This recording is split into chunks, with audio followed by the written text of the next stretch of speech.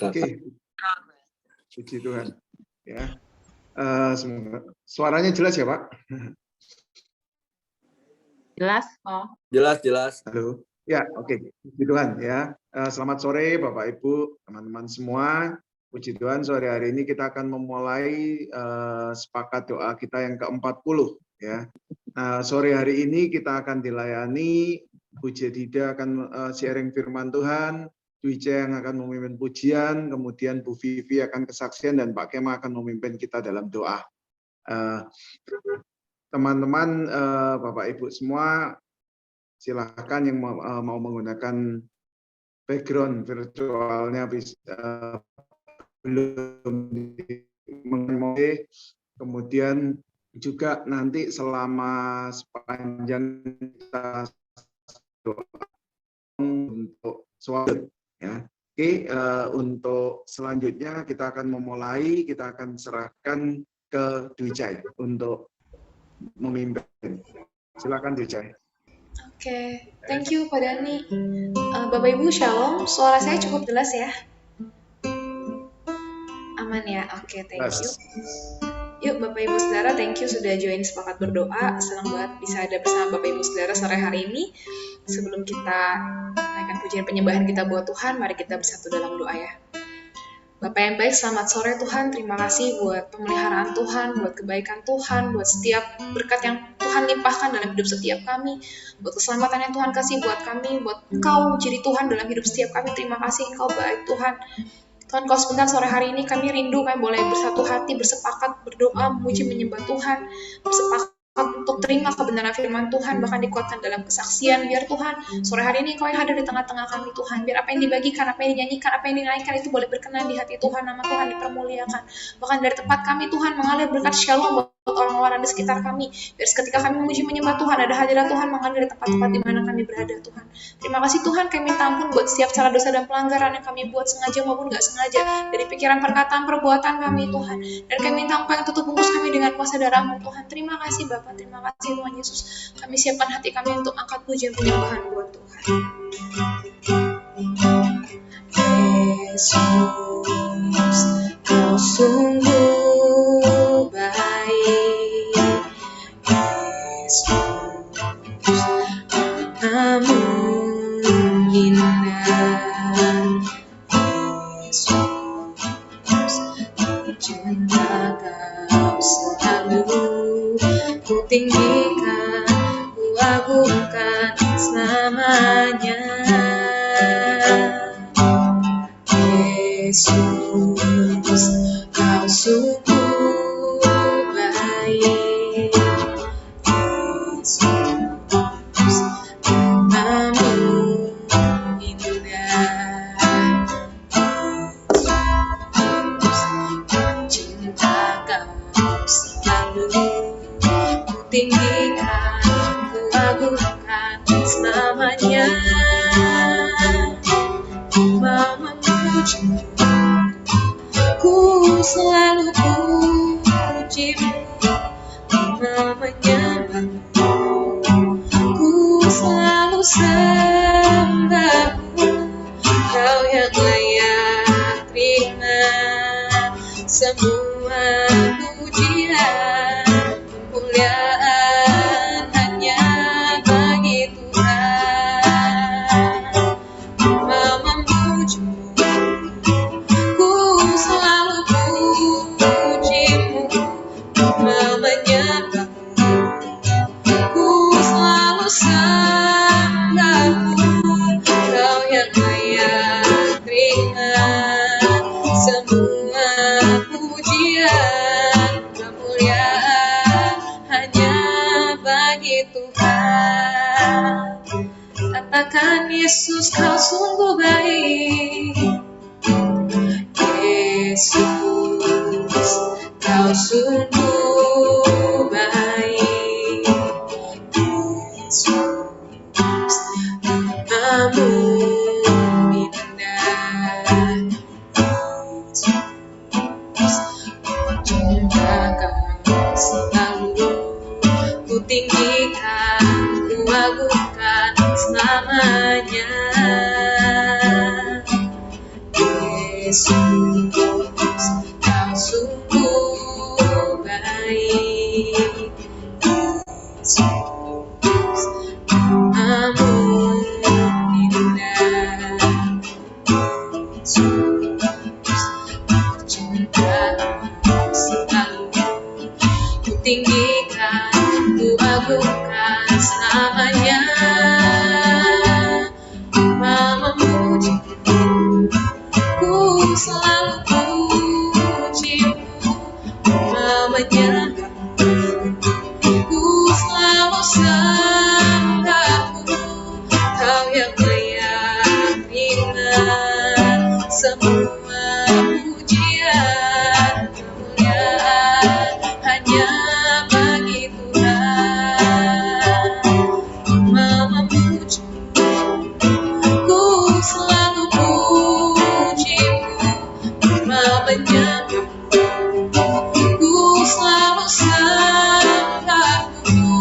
Kau yang layak terima semua pujian, kemuliaan hanya bagi memujimu, memujimu, ku selalu pujimu, menyembahmu, ku selalu sembahmu. Kau yang layak terima semua pujian, kemuliaan hanya bagi Tuhan. Semua kemuliaan dan keagungan tertuju padamu, Tuhan dan Raja-Mu. Segenap jiwa dan nafasku menyembah Yesus yang hidup. Semua kemuliaan dan keagungan tertuju padamu, Tuhan dan Raja-Mu. Segenap jiwa dan nafasku menyembah Yesus yang hidup.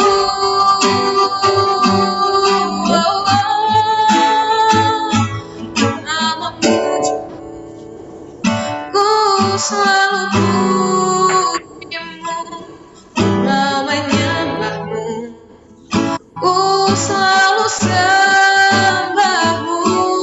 Kau yang layak terima semua pujian, kemuliaan hanya bagi Tuhan. Memujimu, ku selalu pujimu, menyembahmu, ku selalu sembahmu. Kau yang layak terima semua pujian, kemuliaan hanya bagi Tuhan. Kau yang layak terima semua pujian, kemuliaan hanya bagi Tuhan. Kau yang layak terima semua pujian, kemuliaan hanya bagi Tuhan.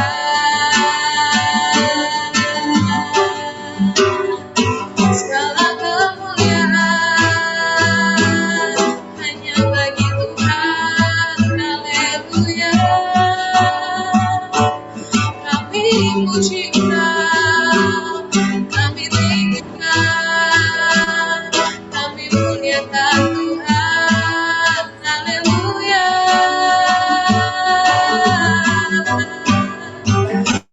Haleluya.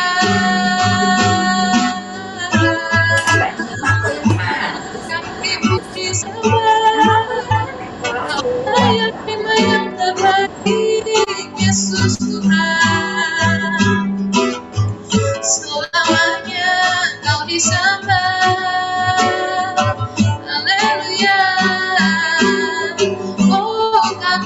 bersyukur, kami sembah Kau, kami puji nama-Mu, Tuhan.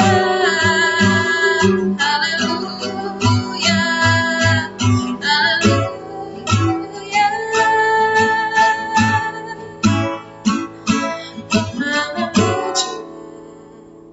Ku selalu pujimu, ku mau menyembahmu, ku selalu sembahmu, Kau yang layak terima semua pujian, kemuliaan hanya bagi Tuhan. Ku mau memujimu, ku selalu pujimu, ku mau menyembahmu, ku selalu sembahmu, Kau yang layak terima semua pujian, kemuliaan hanya bagi Tuhan. Sekali lagi katakan, ku mau memujimu, ku selalu pujimu, ku mau menyembahmu, ku selalu sembahmu, Kau yang layak terima semua pujian, kemuliaan hanya bagi Tuhan. Kau yang layak terima semua pujian, kemuliaan hanya bagi Tuhan. Kau yang layak terima semua pujian, kemuliaan hanya bagi Tuhan. Haleluya.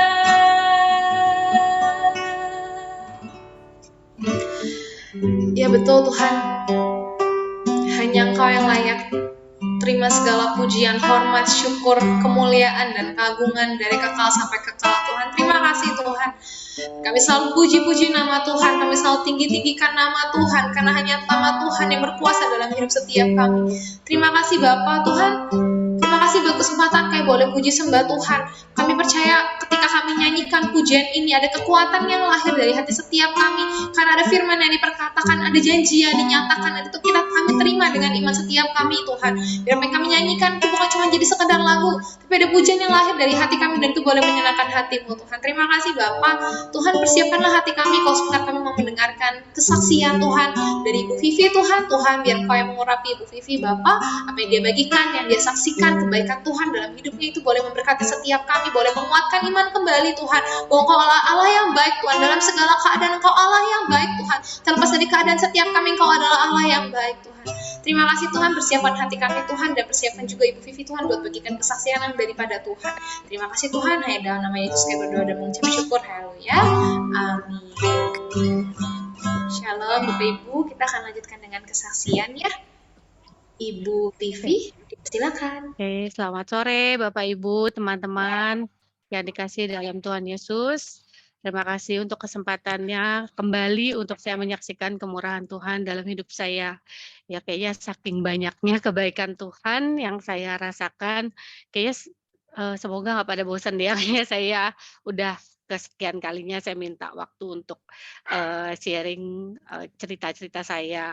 Sebenarnya mintanya waktu itu pas baru sembuh COVID, masih hangat-hangatnya, tapi semuanya dalam antrian gitu ya.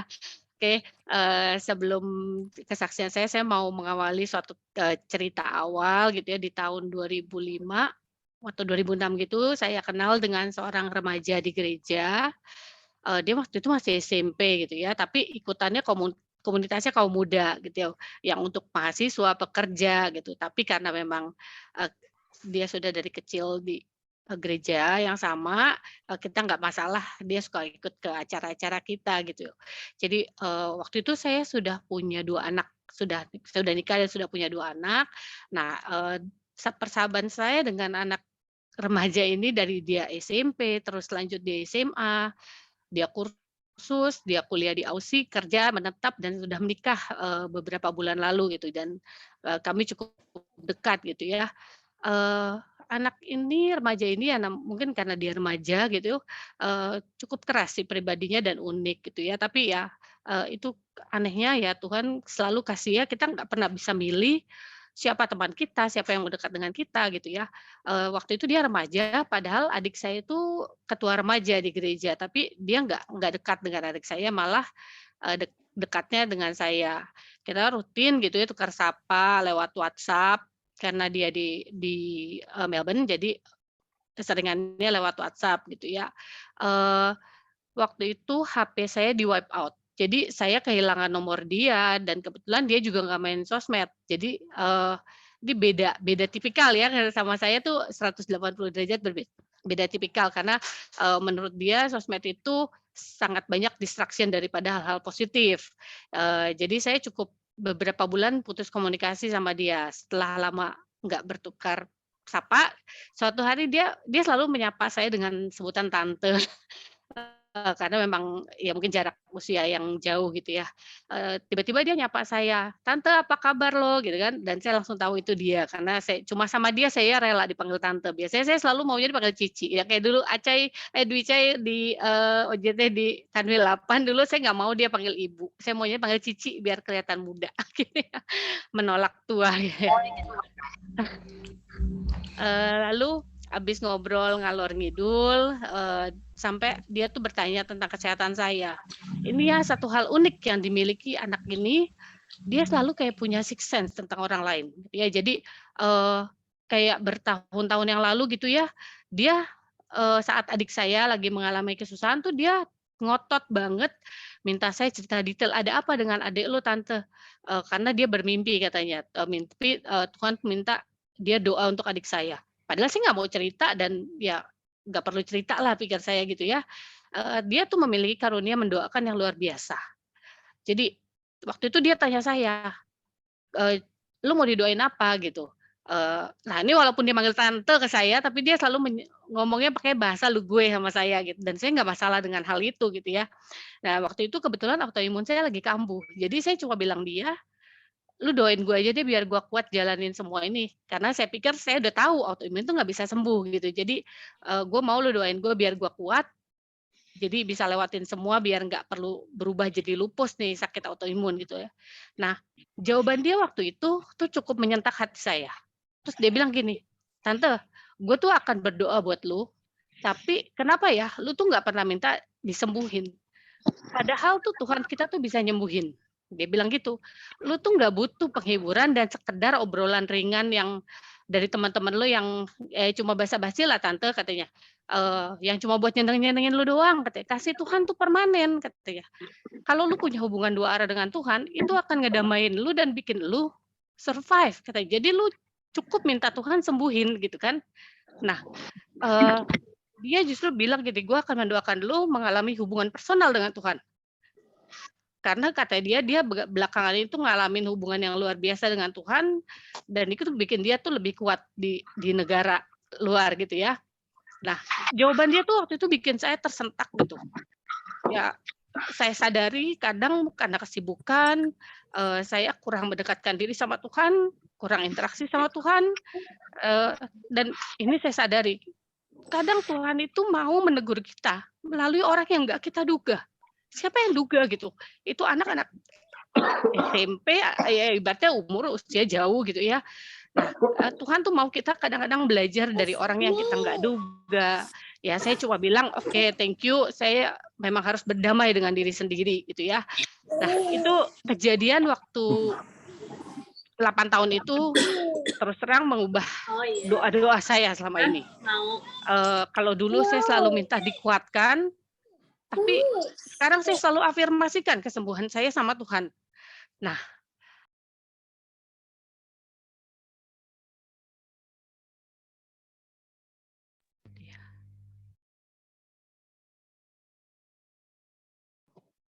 Sorry, ke mute sepertinya, Ci. Sofi ke mute, Sofi. Oke, ya. Oke, nah ini cerita mulai beralih ke cerita sakit saya gitu ya. Juli kemarin itu sebenarnya ulang tahun pernikahan saya. Sebenarnya dari tahun lalu tuh saya kepengen banget punya liburan bersama keluarga ke Bali, ya, bukan nyindir Pak Hendra. Saya kepengen banget punya liburan sekeluarga ke Bali karena kebetulan anak-anak saya itu berdua itu walaupun sekarang anak saya udah 20 tahun, dia tuh belum pernah ke Bali gitu ya. Jadi saya tuh udah merencanakan Juli kemarin tuh saya mau ke Bali. Semua hotel udah dipesan. Nah, tapi beberapa hari sebelum berangkat, case COVID itu meledak lagi. Dan ini membuat saya ragu dan akhirnya membatalkan kepergian saya ke Bali gitu ya. Dan benar aja malah asisten rumah tangga saya yang kena COVID. Padahal sehari-hari saya beli makanan selalu ke pasar online gitu ya, kebutuhan rumah tangga juga selalu online gitu. Saya juga bingung kenapa dia bisa kena COVID gitu. Akhirnya ngurus ke klinik, puskesmas, semua fasilitas kesehatan tuh penuh, nggak bisa saya pindahin dia dari rumah. Usia dia pun sudah 55 dan nggak bisa baca, nggak bisa tulis. Jadi saya mau sewa hotel di dekat rumah tuh kayak ada hotel Oyo gitu ya, pokoknya untuk dia karantina, itu nggak dikasih sama, Pak, RW. Di sebelah rumah saya kebetulan, Pak RW, jadi dia bilang untuk benar-benar memutus mata rantai COVID, jangan keluar dari rumah, udah di rumah ibu aja. Lah saya juga bilang, lah saya sendiri punya sakit, jadi saya takut saya kena. Tapi semua tempat tuh full, di Nagrak pun full. Jadi ya udah akhirnya pembantu saya stay di rumah, dia kan di kamar, di karantina di kamar dia sendiri, memang nggak ke area, ruang keluarga dan lain memang di tempat yang berbeda, tapi, ya makanan semua saya sudah siapin untuk dia, makanan karantina gitu ya. Nah, setelah dia selesai mengalami, lewat masa karantina, saya harus PCR sebelum saya masuk ke kantor, karena orang serumah ada yang kena COVID, saya waktu itu nggak bisa masuk kantor.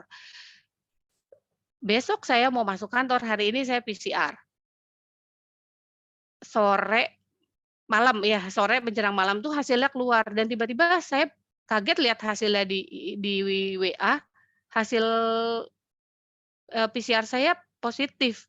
Saya nggak ngalamin ada gejala berat lah ya, cuma memang kalau sakit kepala, itu hampir setiap kali saya, rasakan, tapi saya pikir itu hal biasa gitu. Jadi, karena stres aja pikir saya, tapi ya karena itu hasilnya positif, saya akhirnya nggak bisa masuk kantor. Lalu, hari ketiga itu mulai gejalanya keluar, selain sakit kepala, radang tenggorokan, itu nggak bisa nelen makanan. Tapi saya cuma ingat pesannya penyintas-penyintas COVID yang lain, katanya kalau orang kena COVID tuh harus paksa makan. Jadi walaupun sulit nelen, ya saya tetap makan, apapun mau telur rebus, mau, eee, biskuit diairin, pokoknya saya tetap makan supaya tubuh saya fit gitu ya. Tapi yang saya khawatirkan adalah saya punya, autoimun dan saya juga ada riwayat asma. Itu yang saya khawatirkan karena baca cerita-cerita dari teman-teman yang lain, asma itu membahayakan banget dan waktu hari ketiga itu saya sesak nafas. Diukur saturasi oksigennya enggak membahayakan, bagus, baik-baik saja, tapi saya sesak nafas. Kebetulan saya punya, sahabat dari zaman saya dulu di Depol, dia ada di SKS di timnya Pak Jipi, Bu Roswati itu bantuin saya cari rumah sakit yang saat itu benar-benar semua rumah sakit sebenarnya penuh. Saya sadar saya punya komorbid autoimun dan asma, tapi saya tetap egois, dalam doa saya tetap saya minta Tuhan tolong saya mau saya sembuh, saya mau apapun situasinya, ya saya minta, "Tuhan saya sembuhkan saya," karena tugas dan kewajiban saya itu di dunia masih banyak gitu ya. Nah, akhirnya saya juga berdoanya tambah egois sama Tuhan. Tuhan, selain saya mau sembuh, saya kalaupun harus saya dirawat, saya maunya rumah sakitnya yang Eee, terkoordinasi dengan dokter saya. Kebetulan saya di Jakarta, pakai dokter di Siloam Karawaci dan kebetulan Karawaci juga Siloam itu punya rumah sakit khusus COVID ya, yang di Kelapa II. Jadi dalam doa saya benar-benar saya egois banget, Saya selain minta sembuh, saya minta kalaupun saya dirawat, saya maunya dapat rumah sakitnya di Siloam aja, supaya apa, supaya ya maksudnya dokternya sama-sama dokter di Siloam kan terkoordinasi gitu. Dan akhirnya malam jam 7, jam 8 saya dihubungi, saya dapat rumah sakit di Siloam Kelapa II. Puji Tuhan banget, semua kok seperti dimudahkan. Saya nggak mau mikir bahwa, "Ih, kenapa saya dikasih sakit?" Enggak, tapi saya merasa, ya Tuhan ngasih, itu adalah ya sudah diizinkan terjadi ya, itu alami gitu. Eee, Pas masuk rumah sakit itu, ya saya membayangkan dulunya ya namanya rumah sakit, ya kebetulan saya cukup sering ya bolak-balik ke rumah sakit, tapi pas masuk te rumah sakit Siloam Kelapa II tuh pasien tuh harus dorong kopernya sendiri, nggak bisa diantar oleh keluarga. Jadi dorong kopernya sendiri, ibu ke lantai sekian, ibu harus CT scan dulu, semua bawa kopernya dorong, terus bawa ibu naik ke lantai sekian, cari nurse station, nanti diantar ke kamarnya. Nah, masuk ke kamar ternyata kamar isolasinya bener-bener hanya kecil banget sih, kecil kecil banget, bener-bener cuma muat 1 ranjang, gang sedikit cuma buat 1 laci, kamar mandi. Jadi bener-bener kamar isolasi tanpa jendela, kalau kalau kita lihat di Wisma Atlet gitu ya, bisa olahraga bareng, ini nggak boleh keluar kamar sama sekali. Nah, selain itu saya juga sebenarnya punya trauma kalau masuk rumah sakit itu paling takut kalau yang namanya diinfus. Dari dulu tuh saya kalau mau diinfus tuh agak susah ya, entah pembuluh darahnya ketutup lemak atau, eee, kenapa pokoknya memang, agak susah untuk saya tuh diinfus gitu. Jarumnya pun padahal sudah pakai jarum bayi yang tipis gitu ya. Dulu saya juga pernah di opnam waktu saya kehilangan anak anak saya yang kedua saat hamil usia lagi 5 bulan, itu saya pun sampai diinfusnya sampai di kaki, karena semua tangan semua pada bengkak. Ya suatu saat nanti mungkin saya akan sharing kesaksian saya juga yang itu ya. Itu sampai dokter udah bingung, susternya udah bingung mau cari pembuluh darah di mana lagi, akhirnya saya pernah diinfus sampai di kaki gitu ya. Nah kembali ke masa, saya Covid itu, saat saya di ruang kamar isolasi itu, saya benar-benar memompa semangat saya sendiri. Kenapa? Karena katanya orang Covid itu kan dengar stres ya, nggak boleh stres karena dengerin cerita ini, cerita itu bikin kita imunnya drop gitu. Jadi, di situ saya justru baca hal-hal yang positif, baca sharing-sharing dari penyintas, kita tuh harus banyak makan. Jadi benar-benar berkat jasmani itu saya banyak banget dikirimin makanan waktu itu. Jadi, apa ya, sampai rumah sakit pun makanannya juga banyak. Nah, jadi tetap aja saya makanin, apapun itu yang dikirim saya benar-benar saya makan, karena saya benar-benar mau sembuh gitu kan. Jadi tapi di saat itu juga saya jadi banyak waktu baca-baca firman Tuhan, dengar firman Tuhan, eee, dan saya cuma ingat kata-kata sahabat saya itu, "Tante lu harus percaya Tuhan itu nggak cuma bisa bikin lu kuat, tapi Tuhan bisa menyembuhkan lu juga." Jadi setiap doa tuh saat itu doa saya tuh egois banget.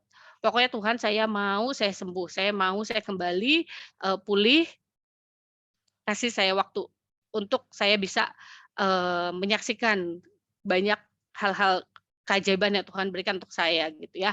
Nah, pada saat saya di masa sakit itu saya juga baca di grup di komunitas saya di autoimun itu, minum vitamin D-nya harus banyak ya, 30.000 bisa sampai dengan ada yang 30.000. Saya kaget banget, saya sehari aja 5.000 itu buat orang lain udah besar gitu ya.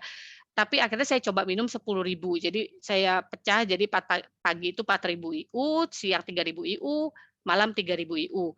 Jadi total 10 sampai 12.000 saya minum vitamin D setiap hari dengan zinc dan, zinc magnesium. Nah, di hari keempat, saya masuk rumah sakit, jadi hari ketujuh ya, CT saya sudah kembali baik dan di hari keenam saya di rumah sakit itu saya sudah kembali boleh pulang dari rumah sakit. Tuhan itu luar biasa, Tuhan selalu baik. Udah selesai? Belum. Setelah selesai, saya pulang ke rumah dari rumah sakit, salah satu side effect dari konsumsi vitamin D dan kalsium dan zinc berlebih adalah konstipasi. Ini sangat-sangat nggak nyaman banget, karena banyak teman-teman saya yang kena Covid pun juga mengalami hal yang sama, bahkan saya sampai harus ke rumah sakit lagi karena konstipasinya saya ini gitu ya. Tapi saya tetap bersyukur Tuhan selalu baik dalam hidup saya bisa sembuh, suatu anugerah Tuhan. Keluarga saya semua, suami dan 2 anak saya tidak kena COVID walaupun ada 2 orang di dalam rumah yang positif COVID gitu ya. Saya cuma membayangkan kalau kita semua satu keluarga kena COVID itu selain waktu, materi itu pasti juga banyak banget karena itu bukan penyakit yang murah gitu ya. Dan, ada beberapa hal pada saat, ya biasa ya manusiawi banget saya tuh kalau kita lagi mellow, lagi sakit, itu kayaknya Tuhan tuh seperti me-remind saya kembali. Beberapa hal yang terjadi dalam hidup, Tuhan tuh bisa pakai siapapun menjadi berkat, bahkan menjadi penegur, menjadi pendoa, bahkan menjadi penyeimbang hidup kita. Jadi orang baik itu penting, tapi jauh lebih penting jika kita punya hubungan yang baik dengan Tuhan, karena segala hal yang tidak menyenangkan bisa terjadi dalam hidup kita. Tapi paling nggak kalau kita punya hubungan yang baik dengan Tuhan, kita tidak akan jadi orang yang negatif. Kita tidak akan jadi orang yang cepat menyerah, kita juga tidak akan menjadi orang yang, ngeluh melulu gitu ya. Karena semua hal baik yang terjadi menyenangkan maupun yang tidak menyenangkan itu dipercayakan Tuhan supaya kita bisa terus menyaksikan kemurahan Tuhan dalam hidup kita. Puji nama Tuhan, kemuliaan hanya bagi Dia. Semoga kesaksian saya bisa menjadi berkat bagi kita semua. God bless. Thank you, Bu Vivi. Ya, mengingatkan kita bahwa di tengah goncangan kita bisa berpegang pada yang tidak tergoncangkan ya, itu Tuhan sendiri. Dan selalu ada kesempatan untuk mengucap syukur dalam kesemuanya itu Tuhan tetap baik, biar kemuliaan hanya bagi nama Tuhan. Baik Bapak Ibu, thank you Bu Vivi sekali lagi, saksi yang menguatkan setiap kita. Sebentar kita akan masuk ke dalam kebenaran firman Tuhan yang akan dibagikan oleh Ibu Jedaida. Tapi sebelumnya izinkan saya pimpin lagi satu pujian sebelum kita masuk ke dalam firman Tuhan. Yuk kita angkat pujian ini bersama-sama. Diaku semua milikku, ku serahkan padamu Tuhan. Penyesalan, kebanggaan, dan ku serahkan. Lalu akan datang hasrat dan harapan yang terbayang. Masa depan, rencanaku serah tanganmu. Ku persembahkan hidupku kepadamu Tuhan.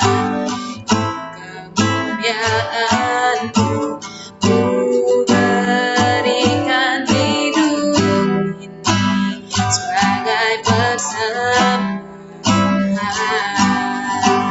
berkenan padamu. Katakan ini aku semua milikku, aku milikku, ku serahkan padamu Tuhan. Penyesalan, kebanggaan, dan ku serahkan. Lalu akan datang hasrat dan harapan yang terbayang. Masa depan, rencanaku ku serahkan tanganmu.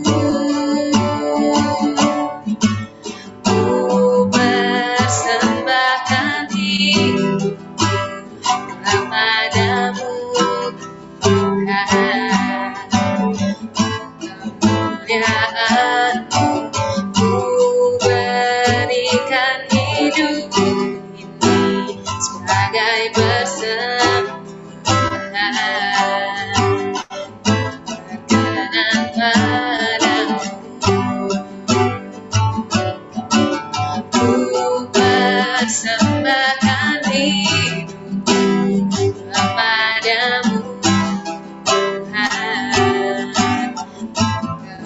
Kemuliaan-Mu, Ku berikan hidup ini sebagai persembahan berkenan padamu. Ku persembahkan hidupku kepadamu, Tuhan.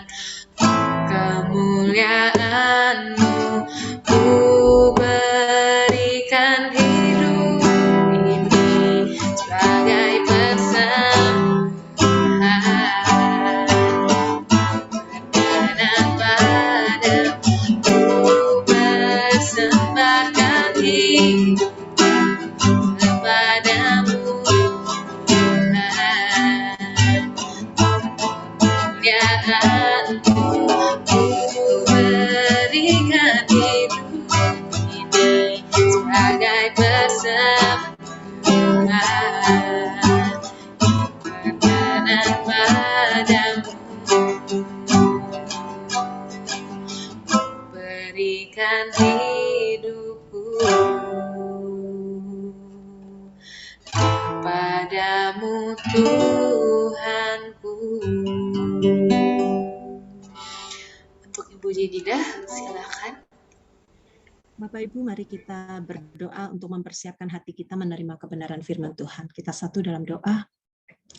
Bapa, kami bersyukur buat setiap kebaikan-Mu, sehingga pada sore hari ini kami setiap anak-anak-Mu Tuhan, yang sudah Tuhan percayakan ada di dalam komunitas sepakat berdoa ini, baik dari BCA, dari alumni, dari perusahaan anak. Kami bersyukur Tuhan, Engkau boleh mengumpulkan kami sore ini.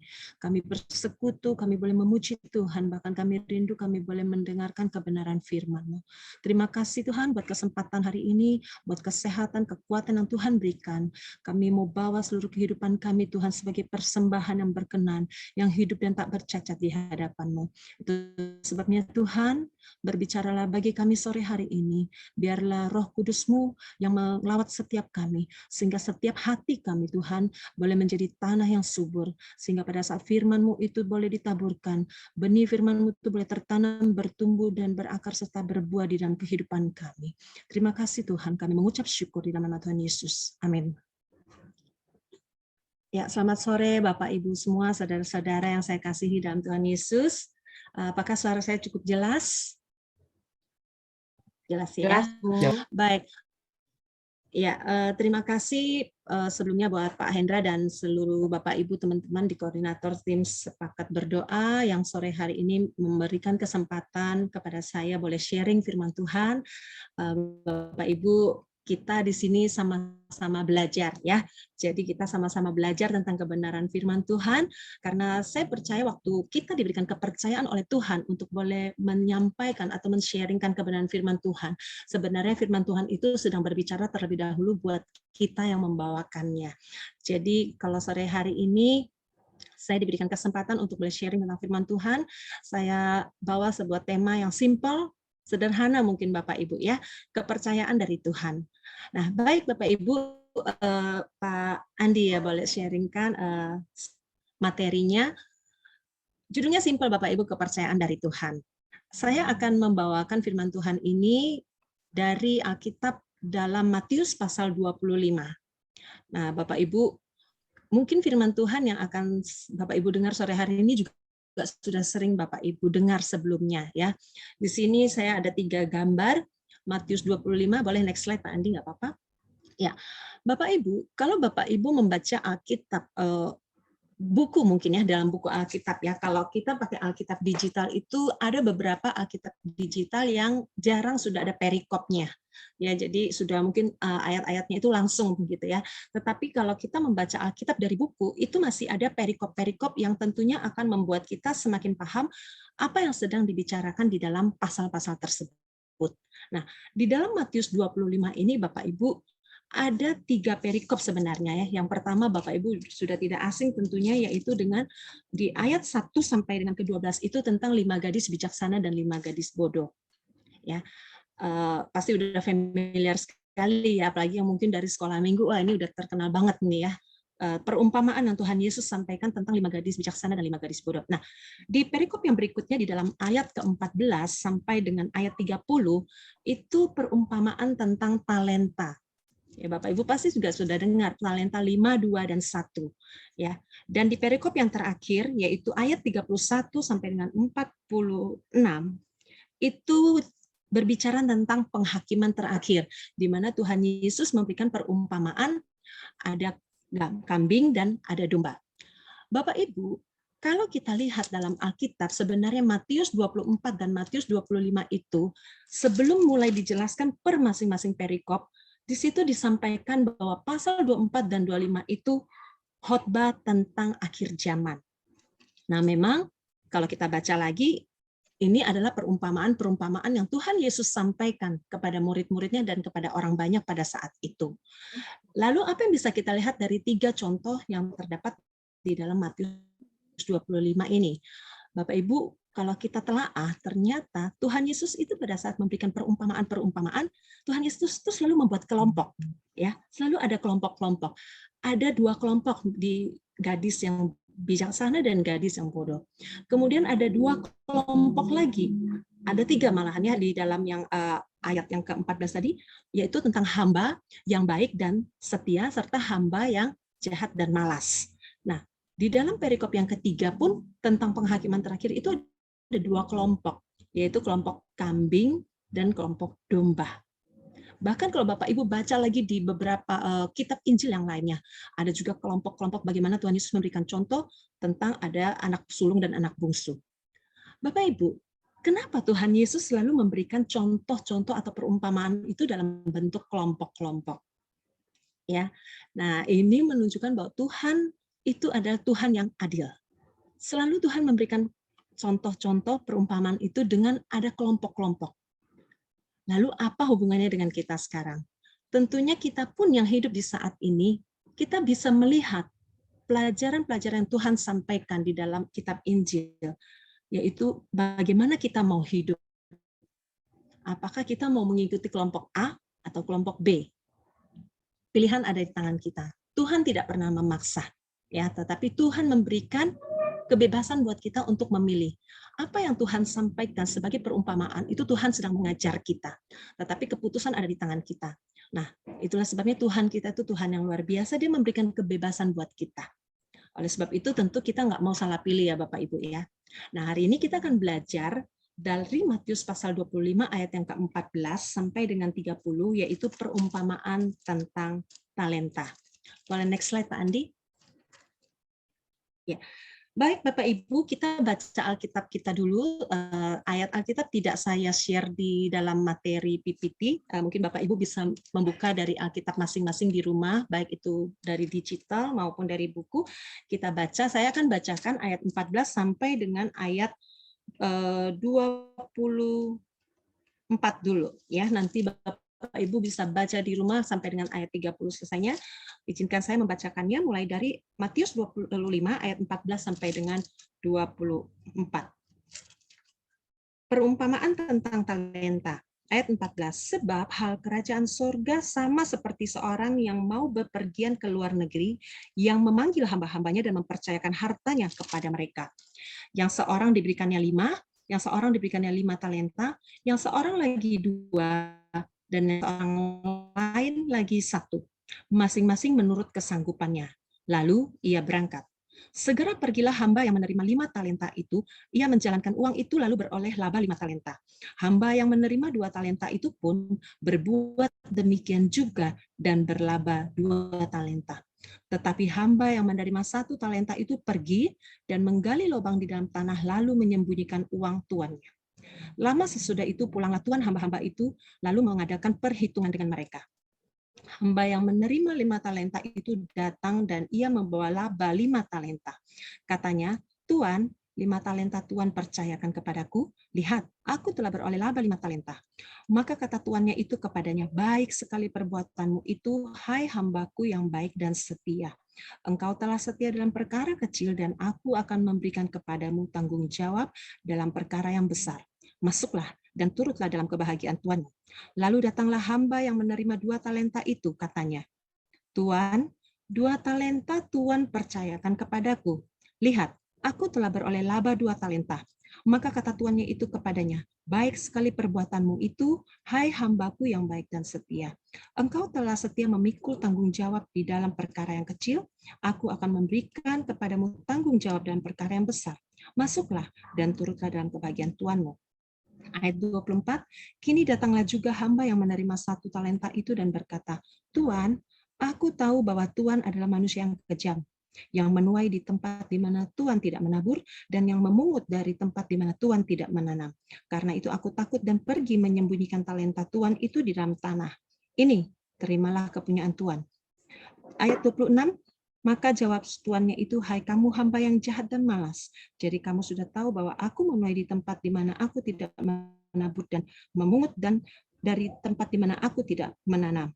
Ayat 27, karena itu sudahlah seharusnya uangku itu kau berikan kepada orang yang menjalankan uang, supaya sekembalinya aku menerimanya serta dengan bunganya.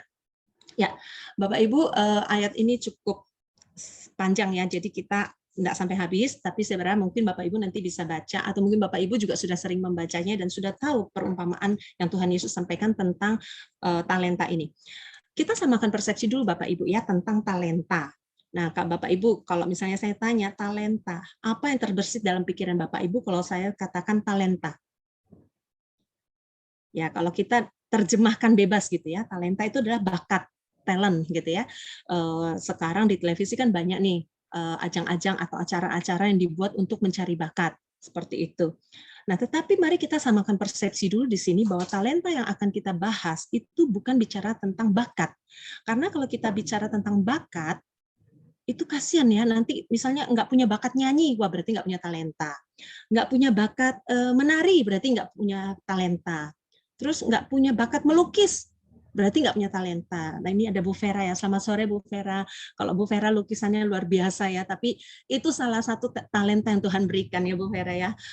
Bisa jadi berkat, menginspirasi banyak orang. Nah, tetapi mari kita samakan persepsi Bapak Ibu. Talenta yang akan kita bicarakan di sini bukan tentang bakat, karena itu terlalu sempit kalau kita mau katakan talenta itu bakat. Kalau kita baca di Alkitab, 1 talenta itu sama dengan 6.000 dinar. Dinar itu kayak mata uang lah ya. 1 dinar itu adalah upah 1 hari.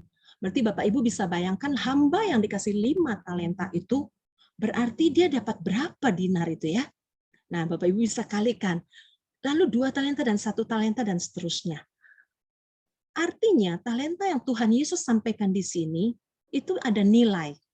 Ada juga terjemahan yang lain mengatakan bahwa 1 talenta itu sama dengan 3.000 shikal atau seberat 34 kg emas. Nah ini buat Bapak Ibu yang suka invest emas mungkin ya kira-kira 1 kilo berapa sekarang Bapak Ibu ya. Bisa dihitung lah ya.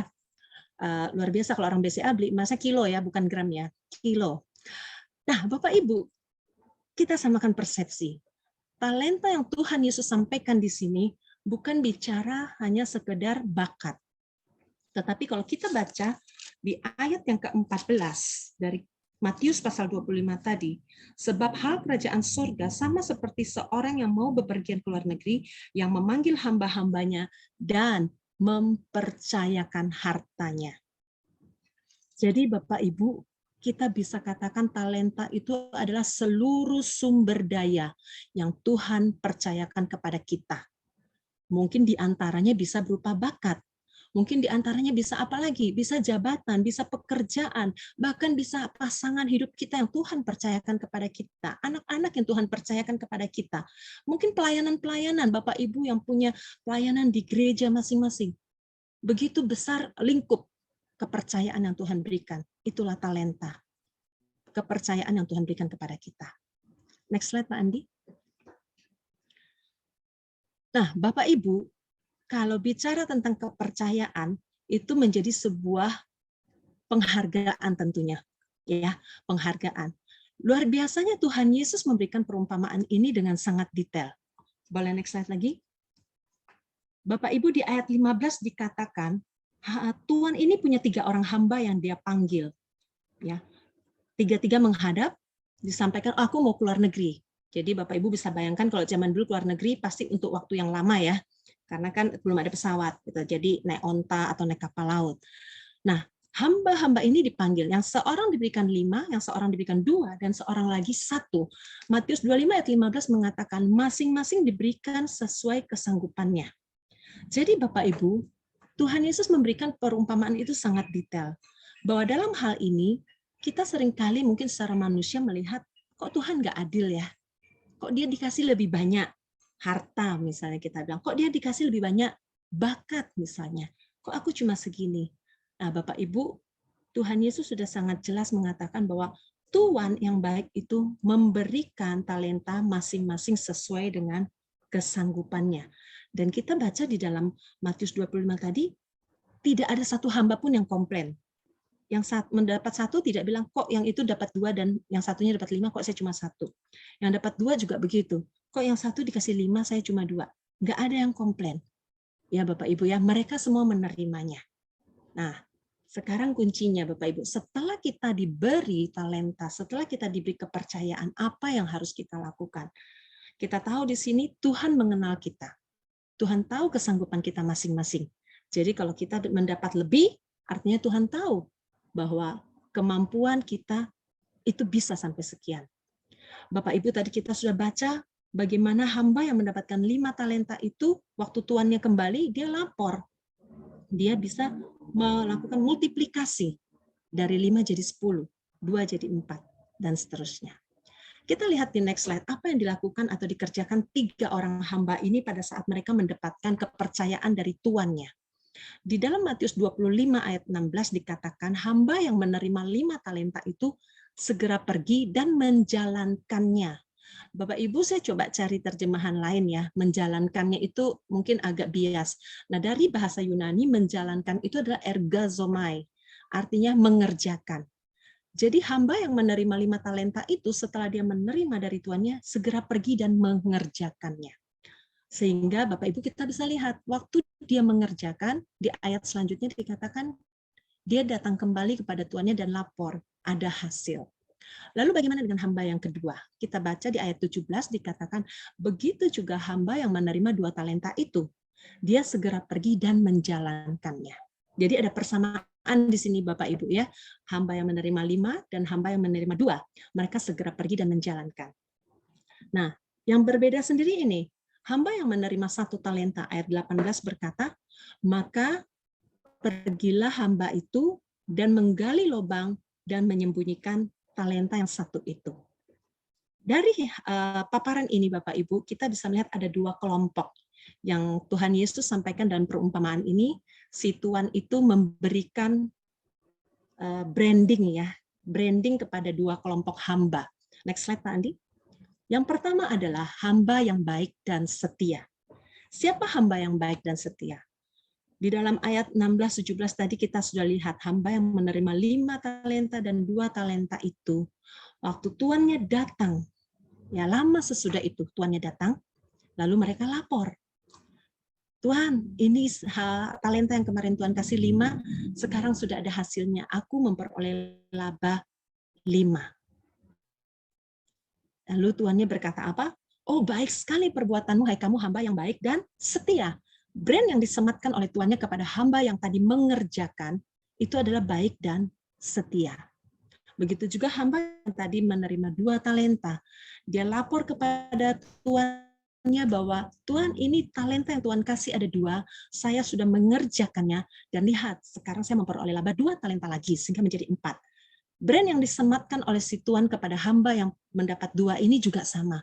Baik sekali perbuatanmu, hai kamu hamba yang baik dan setia. Bapak Ibu, saya boleh memberikan 3 kesimpulan terhadap hamba yang baik dan setia ini. Yang pertama, mereka itu mengerti dan tahu tujuan Tuhannya. Kenapa saya bilang mereka mengerti? Bapak Ibu, kalau kita baca di ayat 14 dan 15 tadi, di situ tidak disebutkan loh dari perumpamaan Tuhan Yesus bahwa Tuhannya bilang, nih saya kasih 5 ya, tolong kamu kerjakan baik-baik supaya nanti kalau saya pulang, saya bisa dapat labanya. Tidak ada perintah itu ya Bapak Ibu ya. Kita boleh baca ayat 14, ayat 15. Tuhan itu cuma kasih. Ayat 14 bilang, mempercayakan 5 talenta, 2 talenta kepada hambanya. Nah, tetapi sebagai hamba yang baik dan setia, mereka ini tahu, oh Tuanku itu kalau kasih kepercayaan, berarti aku harus mengerjakannya. Supaya apa? Supaya pada saat Tuanku nanti kembali, aku bisa memberikan hasil dari apa yang sudah Tuanku percayakan. Jadi mereka tahu dan mereka mengerti tujuan dari Tuannya memberikan kepercayaan 5 dan 2 talenta itu. Yang kedua, hamba yang baik dan setia itu, mereka itu berespon dan bertindak dengan benar. Kenapa Bapak Ibu saya bisa katakan mereka berespon dan bertindak dengan benar? Di slide sebelumnya, waktu ayat 16, ayat 17, hamba yang mendapat 5 dan 2 talenta itu dikatakan dalam firman Tuhan, segera pergi dan menjalankannya atau mengerjakannya. Segera pergi dan menjalankannya. Berbeda dengan hamba yang menerima 1 talenta. Di Alkitab mencatat hanya katakan, maka pergilah hamba itu. Apa bedanya Bapak Ibu? Kita lihat, responnya itu beda. Hamba yang menerima 5 dan 2 itu segera, immediately. Ya mereka enggak ngulur-ngulur waktu. Nah, kalau hamba yang menerima 1 talenta memang tidak disebutkan secara detail kapan dia perginya, tetapi memang dia pergi, dia berespon, dia pergi. Tetapi kita lihat tindakannya, dia bukan menjalankan talenta yang dikasih tuannya itu, tetapi dia apa? Menguburkannya di dalam tanah. Ya, jadi ada respon dan tindakan yang berbeda. Nah, yang ketiga dari hamba yang baik dan setia, mereka adalah hamba yang bertanggung jawab dan jujur. Kenapa saya bilang mereka bertanggung jawab dan jujur? Pada saat tuannya kembali dari luar negeri, mereka datang melapor kepada tuannya. Tuan, ini hasilnya, ini yang Tuhan kasih, dan ini labanya. Mereka bertanggung jawab dan mereka jujur melaporkan. Karena yang tadi saya sampaikan bahwa tuannya itu nggak minta untuk harus diapakan talenta itu, tetapi mereka jujur melapor bahwa kalau itu ada laba, ada multiplikasi yang dihasilkan. Lalu coba kita bandingkan dengan kelompok yang satunya. Ya, bagaimana dengan hamba yang menerima 1 talenta? Di Alkitab dikatakan bahwa pada saat hamba itu melapor kepada tuannya, Tuan, ya ini loh talenta yang Tuhan titipkan sama saya. Kenapa dia disebut hamba yang jahat dan malas? Yang pertama, tentunya menurut saya dia tidak mengenal tuannya. Berbeda dengan 2 orang temannya tadi, kalau hamba ini mengenal tuannya, pastilah dia tahu bahwa tuannya itu sedang mempercayakan sejumlah talenta kepada dia, dan kalau tuannya kembali, seharusnya dia mempertanggungjawabkannya dan memberikan hasilnya. Tetapi karena dia tidak mengenal tuannya, apa yang dikehendaki oleh tuannya, maka dia tidak mengerjakan, tidak menjalankan talenta yang dipercayakannya oleh tuannya. Yang kedua, sebagai hamba yang jahat dan malas. Bapak Ibu tadi baca, kita bayangkan ya, ada seorang hamba gitu ya, atau bawahan lah. Dia sampai berani sekali dia menuduh gitu ya, bahwa aku tahu bahwa Tuhan adalah orang yang kejam. Begitu. Kira-kira kalau misalnya ada anggota tim kita gitu ya yang lapor, mungkin menghadap dikasih target gitu ya, terus mereka responnya adalah, ya Bapak ini kan kejam gitu ya, sebagai seorang kabak, kepala layanan atau kepala urusan atau kepala biro, Bapak ini adalah seorang yang kejam. Gimana perasaan Bapak Ibu sebagai seorang pemimpin kalau dikatakan kejam ya oleh bawahannya? Bapak Ibu bayangkan, dia belum lapor hasilnya tapi dia sudah menuduh. Saya tahu bahwa Tuhan adalah orang yang kejam, ya menuai di tempat yang Tuhan tidak tabur. Nah, lalu karena dia punya pikiran yang negatif, sehingga dari pikiran yang negatif itu mempengaruhi, menguasai dirinya dengan ketakutan. Di Alkitab dikatakan karena dia mengatakan dia menuduh tuannya itu adalah orang yang kejam, di situ dikatakan lalu aku takut, karena aku takut, ya udah talenta yang 1 itu tanam saja, aku gali tanah, dan aku tanam di dalam lubang itu. Ujung-ujungnya semuanya ini adalah hamba yang jahat dan malas itu banyak alasannya. Ya, kita lihat dia belum lapor hasilnya, tapi dia sudah banyak alasannya. Oke, next slide Pak Andi. Nah, Bapak Ibu, dari 3 poin yang tadi saya sampaikan, bagaimana hamba yang baik dan setia itu mengerjakan kepercayaan yang diberikan oleh tuannya. Yang pertama tadi adalah mengerti dan tahu tujuan. Saya ingin membagikan beberapa contoh-contoh dari tokoh-tokoh Alkitab. Karena kita semua belajar ya meneladani banyak sekali contoh-contoh dari dalam Alkitab. Mengerti dan tahu tujuan. Mari kita lihat yang pertama adalah Maria. Di dalam Lukas 1 ayat 38, Bapak Ibu kalau mau baca silahkan bisa dibuka Alkitab digitalnya, tetapi saya sampaikan ya, Bapak Ibu tahu kisah waktu Maria dikunjungi oleh malaikat Tuhan.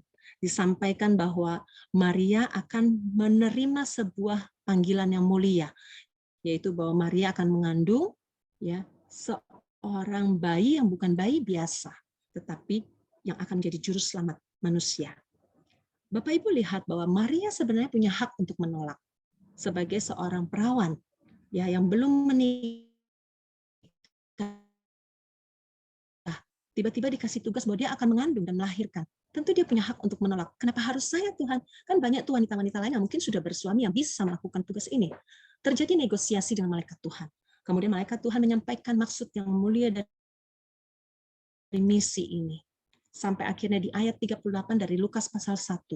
Ini jawaban Maria. Di mana pada saat dia mengerti dan tahu tujuan mulia itu, dia bisa katakan ini. Sesungguhnya aku ini hamba Tuhan. Jadilah padaku menurut perkataanmu itu. Waktu Maria mengerti, waktu Maria tahu tujuan Allah memilih dia untuk melahirkan Yesus Kristus sebagai juru selamat, dia terima kepercayaan yang Tuhan berikan itu kepada dia. Lalu Lukas 22 ayat 42. Kita belajar dari teladan paling luar biasa, yaitu Tuhan Yesus sendiri. Bapak Ibu, ini kisah di mana Tuhan Yesus sedang berdoa di Taman Getsemani. Kita tahu ini adalah hari-hari terakhir sebelum Tuhan Yesus diserahkan dan mati di kayu salib. Tuhan juga nego. Tuhan Yesus nego dengan Bapa di surga. Tuhan, Bapa, kalau boleh cawan ini lalu daripadaku. Bisa enggak? Bisa, sangat bisa. Tuhan Yesus ibaratnya dia mau menghilang pergi dari Taman Getsemani saat itu sangat bisa. Tetapi karena Tuhan Yesus tahu misi mulia yang Bapa sedang berikan kepada dia nggak pergi. Walaupun dia punya kuasa untuk itu. Tapi Tuhan Yesus sempat loh nego. Tetapi Tuhan tahu, Tuhan Yesus tahu tujuan Bapa memberikan semua kepercayaan ini.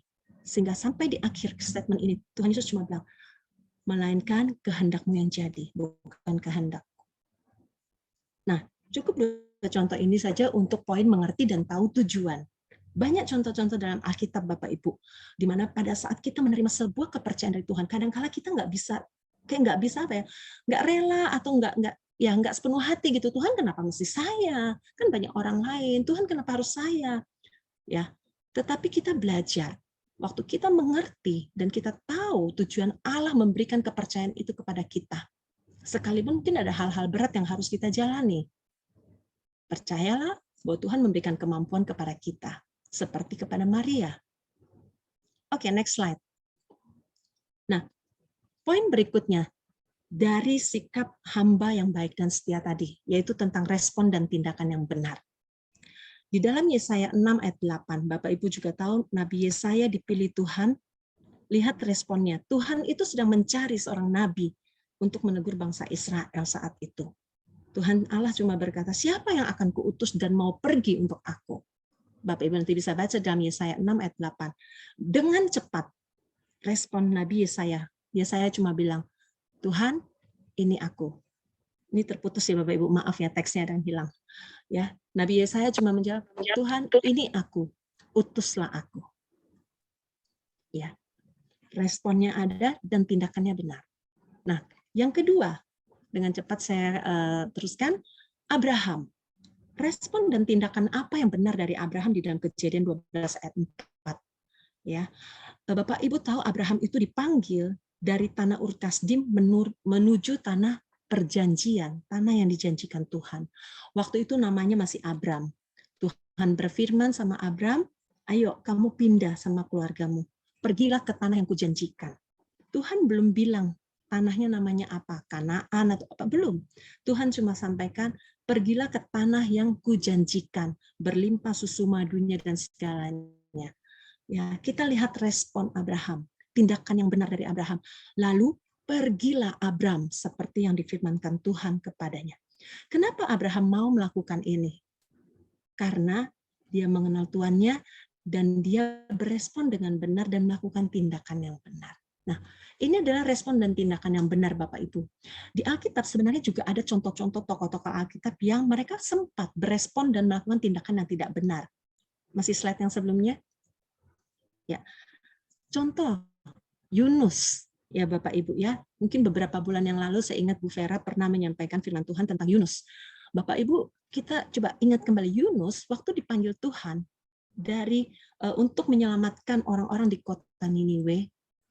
Kalau Bapak Ibu baca dalam Yunus pasal 1, Yunus itu melakukan respon loh. Dia berespon. Lalu bersiap-siaplah Yunus. Ya, artinya bersiap-siap kalau orang mau berangkat naik kapal lah waktu itu ya. Mungkin dia bawa baju, bawa bekal dan sebagainya. Dia ada respon. Tetapi responnya itu dilanjutkan dengan tindakan yang tidak benar. Tidak benarnya kenapa? Karena Tuhan memerintahkan dia untuk pergi dari Tarsis ke Niniwe, dia perginya ke Tarsis. Ya, tetapi syukur bahwa akhirnya setelah ditegur Tuhan, maka Yunus melakukan tindakan yang benar sesuai dengan perintah Tuhan. Nah, tentunya kita semua juga kalau kita mendapatkan panggilan Tuhan, kita diberikan kepercayaan oleh Tuhan, kita tentunya mau berespon dan melakukan tindakan yang benar. Jangan seperti Yunus, sudah ditegur, baru kita kembali ke relnya Tuhan. Enggak ya, tetapi bagaimana kita bisa mencontoh Yesaya dan juga Abraham. Oke, next slide. Nah, berbicara tentang tanggung jawab dan jujur, Bapak Ibu. Ini ada beberapa tokoh-tokoh Alkitab yang mungkin Bapak Ibu sudah pernah tahu ceritanya. Saya tidak bahas semua karena keterbatasan waktu. Tapi ada dua tokoh yang saya mau coba sharingkan kepada Bapak Ibu. Yang pertama adalah Samuel. Ya, Bapak Ibu bisa belajar, nanti kita baca sama-sama tentang tanggung jawab dan jujur. Samuel, 1 Samuel pasal 12 ayat 23. Ya, Bapak Ibu, di situ perikopnya adalah Samuel mohon diri. Jadi di dalam 1 Samuel 12 itu dicatat Nabi Samuel itu mohon diri dari bangsa Israel, dia mau pensiun. Dia mau pensiun. Saya baru tahu ternyata pada saat perjanjian lama, nabi itu ada pensiunnya juga ya. Jadi bukan kita aja yang bekerja di BCA gitu ya, ada masa pensiunnya. Ternyata nabi itu pensiun. Dia mohon undur diri karena ada dua hal. Yang pertama, dia merasa dirinya mungkin sudah tua. Yang kedua, karena pada saat itu bangsa Israel sudah memiliki raja, yaitu Raja Saul. Sebagaimana yang diinginkan oleh bangsa Israel, mereka minta-minta sama Nabi Samuel supaya mereka bisa punya raja yang memimpin mereka. Sebelumnya mereka tidak punya raja, makanya ada nabi yang memimpin bangsa itu. Nah, tetapi setelah bangsa Israel punya raja, maka Nabi Samuel pun mohon undur diri. Kita baca satu ayat di dalam 1 Samuel 12 ayat 23. Apa tanggung jawab yang tetap Samuel emban walaupun dia sudah berusia lanjut? Kita baca, Bapak Ibu boleh buka di dalam kitab kita masing-masing. 1 Samuel pasal yang ke-12 ayat yang ke-23. Ini menarik sekali Bapak Ibu untuk kita bisa lihat bicara tentang tanggung jawab. Ya, mengenai aku jauhlah daripadaku untuk berdosa kepada Tuhan dengan berhenti mendoakan kamu. Aku akan mengajarkan kepadamu jalan yang baik dan lurus. Jadi Bapak Ibu di dalam 1 Samuel 12 ini, waktu Samuel meminta undur diri, minta diri dari bangsa itu, secara kepemimpinan dia sudah tidak terjun langsung. Tetapi di ayat 23 berkata apa? Ada satu hal yang dia tidak akan putuskan, tugasnya, tanggung jawabnya, yaitu tetap mendoakan bangsa Israel.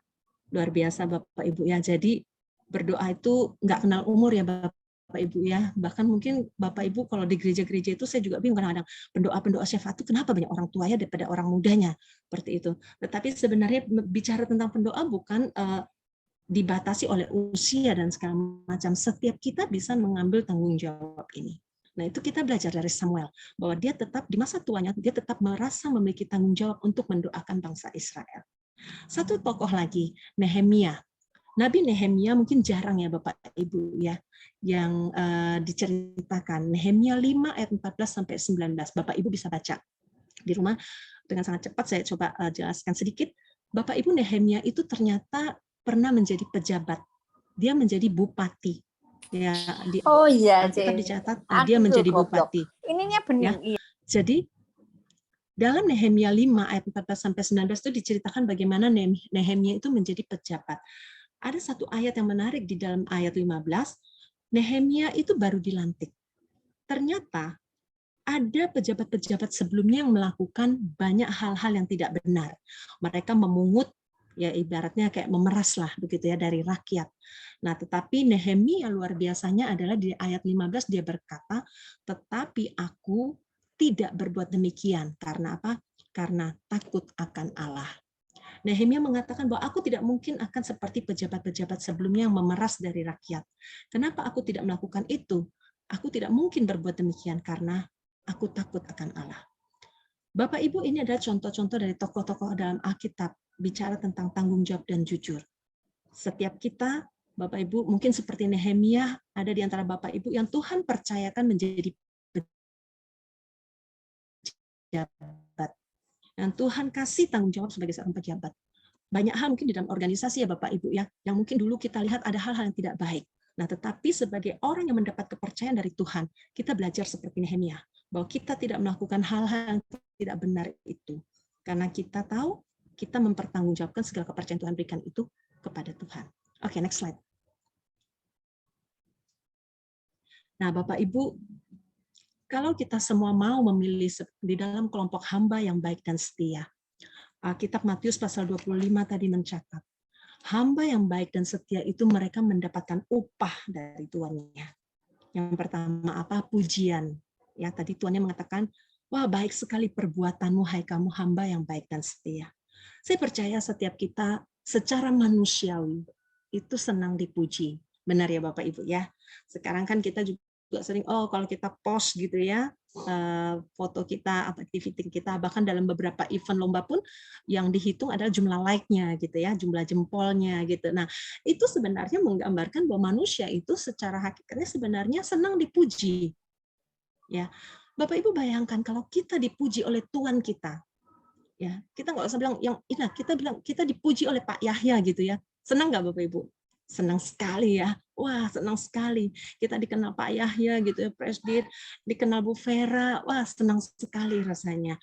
Ya. Bapak Ibu, apalagi kalau yang memuji kita itu adalah Tuhan di atas segala Tuhan yang berdaulat atas hidup kita. Saya yakin Bapak Ibu pasti sangat rindu waktu Tuhan bisa bilang, baik sekali perbuatanmu. Bu Vivi, Pak Andi, wah luar biasa. Mungkin hati kita berbunga-bunga gitu ya. Nah, Bapak Ibu, nggak stop sampai di pujian aja. Hamba yang baik dan setia itu ternyata dipercayakan perkara yang lebih besar. Ya, karena kamu setia dalam perkara yang kecil, aku akan memberikan kepadamu tanggung jawab yang besar. Kalau di dalam kitab Lukas, Bapak Ibu, di dalam perumpamaan yang salah satu perumpamaan yang Tuhan Yesus berikan tentang uang mina, ada satu orang hamba yang dikasih 1 uang mina, dan dia mengerjakan uang mina itu hasilnya dapat 10 mina. Lalu dikatakan tuannya, wah baik sekali perbuatanmu, karena kamu sudah mengerjakan uang mina ini menghasilkan 10, saya akan kasih kamu 10 kota. Bapak Ibu bayangkan, dari uang mina yang kecil dikasih kota. Artinya apa? Ada perkara yang kecil menjadi perkara yang besar. Ya. Nah, yang berikutnya, ketiga, kalau kita sudah dikasih kepercayaan yang besar, Bapak Ibu, ini hal yang sangat membahagiakan ya. Dari perumpamaan yang 5 gadis bijaksana dan 5 gadis bodoh pun juga ada. Mari masuk dan turut serta dalam kebahagiaan Tuhanmu. Bapak Ibu, kita sudah disiapkan tempat yang terbaik oleh Tuhan. Waktu kita mengerjakan setiap kepercayaan Tuhan berikan, ini upah yang kita terima. Ya, kepercayaan apa saja? Yang tadi mungkin sudah saya sampaikan, segala sumber daya yang Tuhan percayakan kepada kita. Oke, next slide, Pak Andi. Ya, ini boleh next slide saja. Ya. Nah, Bapak Ibu, pada saat kita diberikan tanggung jawab, apapun juga itu, Bapak Ibu di dalam pekerjaan sehari-hari di marketplace yang Tuhan percayakan kepada kita saat ini di BCA, ya Bapak Ibu alumni saya lihat juga di sini luar biasa Tuhan masih percayakan banyak sekali kepercayaan yang besar Tuhan percayakan seperti kepada Pak Liston, ada siapa lagi yang lainnya mungkin. Itu artinya apa? Pada saat tanggung jawab itu diberikan kepada kita, itu artinya ada kepercayaan. Jadi Bapak Ibu, kita semua yang diberikan kepercayaan, yuk, itu artinya ada tanggung jawab yang harus kita kerjakan. Mengerjakan kepercayaan yang Tuhan berikan kepada kita. Seperti hamba yang menerima 5 talenta dan 2 talenta tadi. Ya. Ada satu quote, ini dapatnya bukan dari laman rohani ya Bapak Ibu ya, tapi saya melihat ada relevansinya dengan perumpamaan ini. Bahwa lazy people itu imagine reasons for not walking. Jadi kalau perumpamaan Tuhan Yesus itu berkata hamba yang tadi yang punya 1 talenta dan tidak mengerjakannya itu, Tuannya bilang apa? Hai kamu hamba yang jahat dan malas. Ini terbukti Bapak Ibu. Bapak Ibu lihat tadi dia belum lapor kalau talentanya itu ada hasil atau tidak, tapi dia udah banyak alasan. Ya saya tahu Tuhan itu jahat, saya takut, lalu begini lalu begitu. Jadi orang malas itu dia sudah merancangkan, sudah mikir-mikirin, bukan mikirin cara kerjanya, tapi mikirin alasan apa yang harus saya kasih supaya saya nggak usah kerja. Ah, itu ya Bapak Ibu ya. Tentunya kita tidak mau menjadi bagian dari kelompok yang ini. Dan ini slide terakhir, tolong Pak Andi. Oke, Bapak Ibu kita boleh baca Matius 24 ayat 46, kita mulai dari ayat 45 sebagai satu ayat terakhir buat kita semua. Saya yakin Bapak Ibu juga pasti semua sudah tahu kelompok mana yang Bapak Ibu pilih sebagai orang yang mendapatkan kepercayaan dari Tuhan. Ingat tadi Tuhan Yesus selalu memberikan perumpamaan-perumpamaan itu dalam beberapa kelompok. Artinya Tuhan mau kita belajar, setelah itu kita yang menentukan, kita yang pilih kita mau ada di kelompok yang mana. Matius 24 ayat 45 sampai 46. Siapakah hamba yang setia dan bijaksana yang diangkat oleh tuannya atas orang-orangnya untuk memberikan mereka makanan pada waktunya? Ayat 46. Berbahagialah hamba yang didapati tuannya melakukan tugasnya itu ketika tuannya datang. Bapak Ibu, kita rindu bahwa saat Tuhan datang kepada kita, Dia akan mendapati kita sebagai hamba yang baik dan setia. Dan kita melakukan tugas kepercayaan yang Tuhan sudah berikan. Bapak Ibu, tugas pekerjaan itu bukan cuma pelayanan di gereja, ya banyak sekali kita yang Tuhan tempatkan di tempat kita masing-masing, di unit kerja kita masing-masing, di cabang atau divisi kita masing-masing. Itu ada kepercayaan-kepercayaan yang Tuhan berikan. Bahkan mungkin suatu saat kita dimutasi gitu ya, kayak Pak Dani ya baru mutasi ke Manado. Itu juga kepercayaan yang Tuhan kasih. Kenapa Pak Dani harus dipindah ya? Ada sesuatu yang Tuhan percayakan di tempat yang baru. Mari kita lakukan dan kita kerjakan seperti hamba yang tadi menerima 5 dan 2 talenta. Immediately, kita segera pergi dan mengerjakannya. Sehingga pada saat Tuhan datang didapati kita, wow, hai kamu hamba yang baik dan setia, baik sekali perbuatan. Ayo masuk turut serta dalam kebahagiaan Tuhan. Tuhan memberkati kita semua. Amin. Saya minta bantuan Bu Dwi Chai, kita akan menyanyikan satu pujian hati sebagai hamba. Biarlah kiranya firman Tuhan sore hari ini bisa menjadi rema, sekalipun mungkin sangat sederhana Bapak Ibu, tetapi saya rindu Roh Kudus akan memeteraikannya dan memberikan kita kekuatan yang baru untuk menjalankan, untuk mengerjakan kepercayaan yang Tuhan berikan kepada setiap kita. Hati sebagai hamba.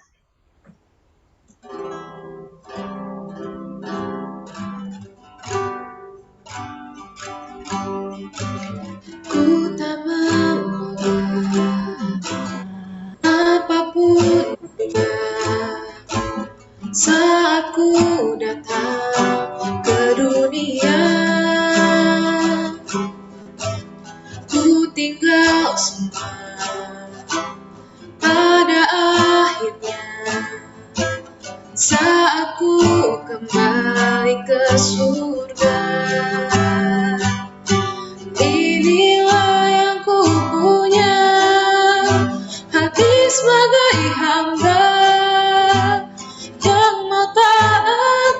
setia padamu Bapa, kemanapun ku bawa hati yang menyembah dalam roh dan kebenaran sampai selamanya.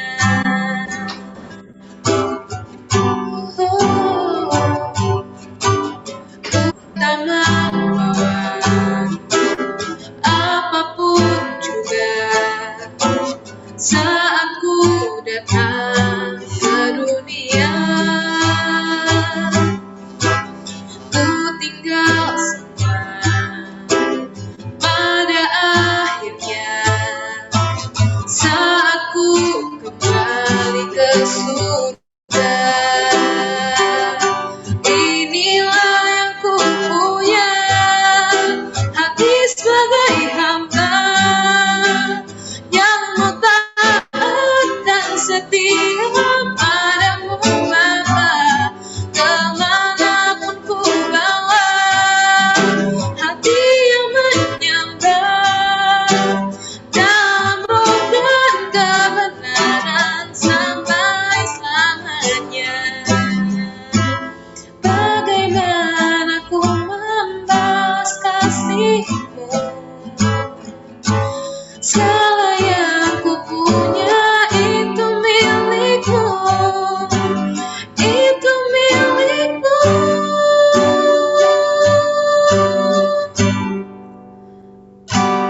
Inilah yang ku punya, hati sebagai hamba yang mau taat dan setia padamu Bapa, kemanapun ku bawa hati yang menyembah dalam roh dan kebenaran sampai selamanya. Dalam roh dan kebenaran sampai selamanya. Dalam roh dan kebenaran sampai selamanya. Ibu Jedida masih mau berdoa? Mari kita berdoa untuk meresponi firman Tuhan sebelum kita masuk ke doa syafaat. Tuhan, terima kasih buat semua kebenaran firman-Mu. Kami percaya Tuhan, waktu kami mau membuka hati kami, waktu kami mempelajari lebih lagi firman-Mu, selalu ada rema-rema yang baru yang Tuhan bukakan dan singkapkan bagi kami. Sehingga Tuhan di dalam menjalani setiap kehidupan kami Tuhan, bahkan di dalam setiap mengerjakan apa yang sudah Tuhan percayakan kepada kami terus boleh melakukannya dengan setia, supaya Tuhan pada waktunya Engkau datang, Engkau akan mendapati kami sebagai hamba yang baik dan setia. Itu sebabnya Tuhan kami meminta kepadamu, kami mohon pertolongan-Mu, Roh Kudus kuatkan setiap kami. Berikan kepada setiap kami anak-anak-Mu ini ya Tuhan, kemampuan untuk melakukan dengan setia apa yang Tuhan sudah percayakan. Dimanapun Tuhan sudah tempatkan kami. Kami tahu Tuhan, tidak secara kebetulan Tuhan Engkau taruh kami di posisi dan tempat saat ini. Karena kami percaya Tuhan sudah merencanakan semua yang baik. Itu sebabnya sekali lagi kami mengucap syukur dan berterima kasih Tuhan. Kami mengucap syukur buat firman-Mu sore hari ini. Di dalam nama Tuhan Yesus. Amin. Amin. Thank you Bu Jedida. Biar kita semua jadi hamba yang setia dan berkenan kepada Tuhan. Amin. Selanjutnya kita akan akhiri Bapak Ibu untuk doa hari ini. Kita akan dipimpin doa syafaat oleh Pak Kema ya. Pak Kema, silakan Pak Kema. Mari kita satukan dalam doa. Tuhan Yesus, terima kasih untuk malam hari ini Tuhan. Terima kasih Tuhan, kami sungguh diberkati Tuhan pada malam hari ini melalui pujian, kesaksian, bahkan firman-Mu ya Bapa. Terima kasih juga Tuhan, Kau sudah memberikan kami kesempatan, kesehatan, berkat yang melimpah ya Bapa. Terima kasih Tuhan Yesus, pada malam ini kami sepakat Tuhan berdoa Tuhan untuk keadaan dunia ini ya Bapa, bangsa-bangsa di dunia ini ya Bapa. Bahwa Tuhan kami berdoa Tuhan supaya setiap pemilihan ekonomi ya Bapa, setiap COVID juga ya Bapa yang sudah semakin menurun Tuhan, tidak ada gelombang-gelombang selanjutnya ya Bapa. Kami yakin dan percaya Tuhan, kami serahkan semua ini ke dalam tangan Engkau ya Bapa. Kami juga berdoa Tuhan untuk bangsa dan negara kami Indonesia ya Bapa. Kami yakin Engkau sangat mencintai bangsa ini ya Bapak. Kami juga berdoa Tuhan untuk pemulihan ekonomi. Kami juga berdoa untuk COVID Tuhan yang sudah semakin membaik, yang menurun Tuhan, vaksinasi juga. Kami yakin dan percaya Tuhan tidak ada gelombang-gelombang selanjutnya ya Bapak. Kami yakin Kau akan melindungi. Kami juga berdoa Tuhan untuk Bapak Presiden kami, Bapak Jokowi, Wakil Presiden Bapak Ma'ruf Amin. Kami yakin dan percaya Tuhan, dengan hikmat-Mu Tuhan untuk memimpin bangsa ini, untuk membawa bangsa ini Tuhan menuju hal-hal yang baik ya Bapak. Kami juga sepakat berdoa Tuhan untuk semua jajaran menterinya Tuhan, kemudian juga pemerintah pusat, pemerintah daerah sampai yang paling kecil ya Bapak. Biarlah boleh memimpin dengan hikmat dan takut akan Tuhan.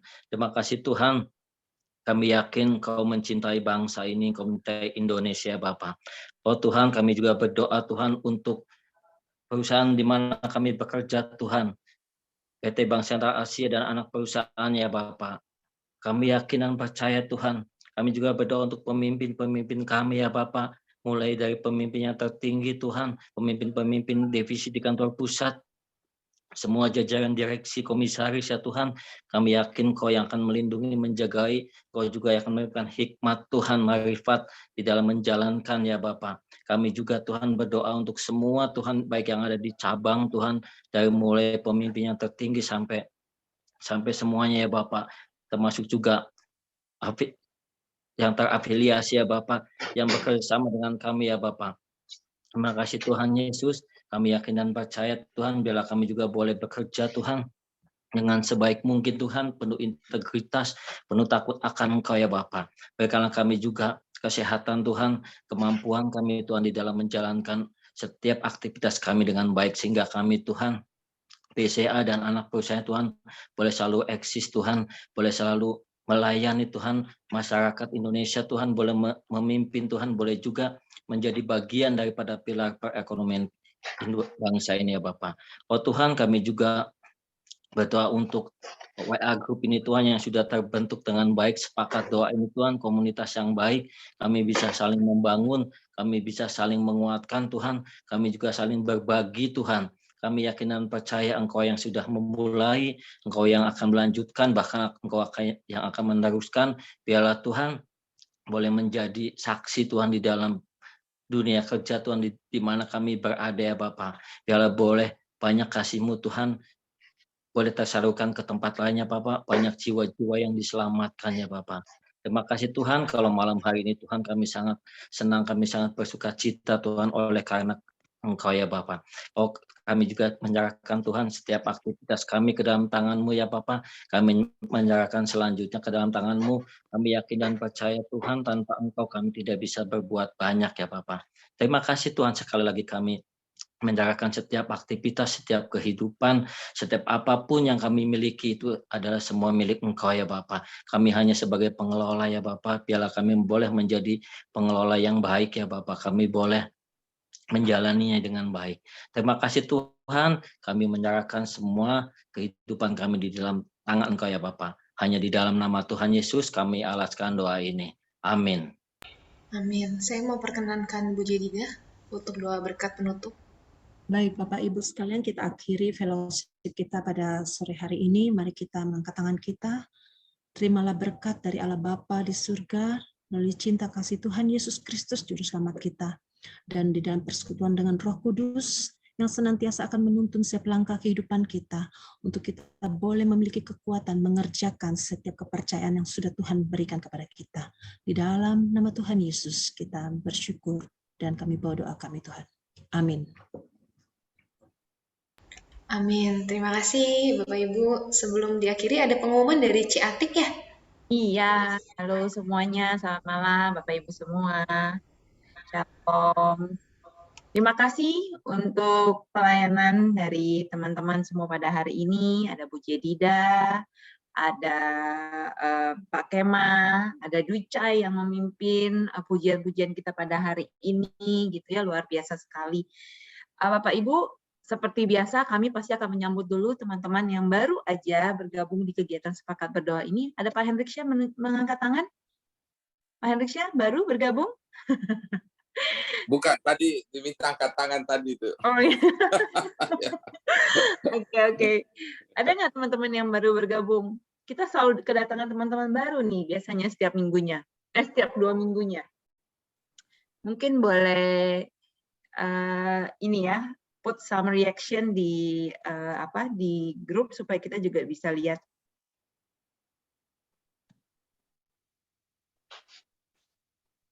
Hari ini nggak ada ya kayaknya ya? Betul? Belum ada. Belum ada ya? Oke, Bapak. Berarti ini juga opportunity buat kita semua untuk terus mengundang teman-teman lain gitu ya untuk bisa bergabung di kegiatan Sepakat Berdoa ini yang tentunya memberikan banyak berkat, kebaikan untuk kita semua. Nah, selain itu kita mau merimain juga kita akan melakukan atau kita akan mengadakan acara Sepakat Berdoa nanti untuk memperingati Natal dan Tahun Baru rencananya di tanggal 9 Januari gitu ya. Di 9 Januari kita akan mengangkat tema Beyond Noise. Nah, apa itu Beyond Noise gitu ya? Nah, nanti kita dengarkan juga bagaimana Pak Pendeta Roni Daud juga akan membawakan firman Tuhan gitu pada tanggal 9 Januari dan tentunya kita juga ada kesaksian dari Pak Yahya. Nah, selain itu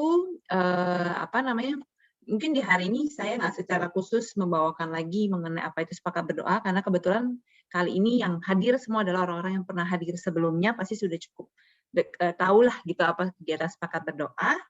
Tapi yang pasti kita mau menyampaikan juga next-nya acara Sepakat Berdoa itu kan kita adakan 2 mingguan, itu next-nya di tanggal 5 Desember dan yang akan membawakan firman Tuhannya adalah Kodani Sutikno. Jadi ajak teman-teman semuanya untuk ikut serta di dalam kegiatan Sepakat Berdoa kita 2 minggu lagi. Seperti itu. Sebelum mengakhiri, Pak Hendra, mungkin ada yang mau disampaikan juga, Pak? Nggak ada, Ti. Clear. Ya, berarti kita berfoto bersama dulu. Jadi boleh teman-teman kita tolong untuk jangan chat dulu supaya kita bisa foto bersama dulu. Yang tidak menyalakan kamera mungkin boleh minta tolong di on cam dulu supaya fotonya cakep-cakep semuanya. Sudah siap nih. Ada 3 total, ada 3. Jadi smile terus ya selama 3 kali saya akan tik.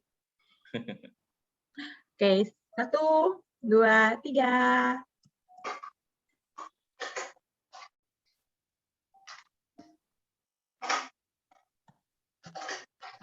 Kedua.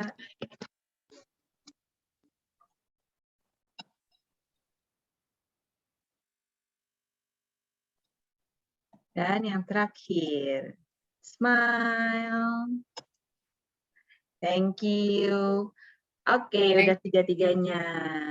Thank you. Terima kasih. Thank